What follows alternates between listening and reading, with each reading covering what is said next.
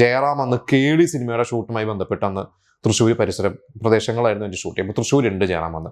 അപ്പോൾ ജയറാമിന് വന്ന് കുറച്ച് 4-5 സിനിമകൾ ഇച്ചിരി പരാജയപ്പെട്ട് നിൽക്കുന്ന സമയമാണ്. അപ്പോൾ ജയറാമും പത്മരാജനെ പോയി കണ്ടു.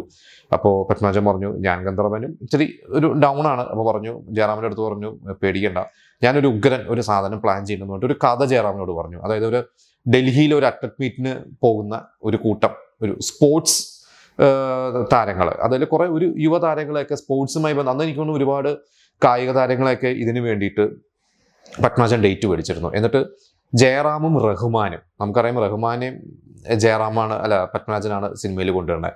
അപ്പോൾ റഹ്മാനെയും ജയറാമിനെയും ഒരു പ്രധാന കഥാപാത്രങ്ങൾ, പിന്നെ കുറേ യുവതാരങ്ങളെ, ഒരു സ്പോർട്സുമായി ബന്ധപ്പെട്ടുള്ള കുറേ യുവതാരങ്ങൾ.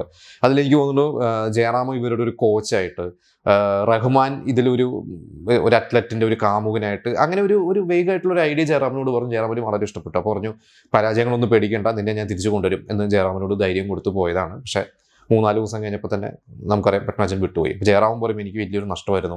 റഹ്മാൻ ഒരിക്കൽ പറഞ്ഞിട്ടുണ്ട്, റഹ്മാൻ 3-ാം പക്കം സിനിമ ചെയ്യുന്ന സമയത്ത് റഹ്മാൻ അപ്പോഴേക്കും തമിഴിലും ഒരു താരമായി കഴിഞ്ഞിരുന്നു, തമിഴിലും മാർക്കറ്റ് വാല്യൂ ഉള്ള ഒരു നടനായി.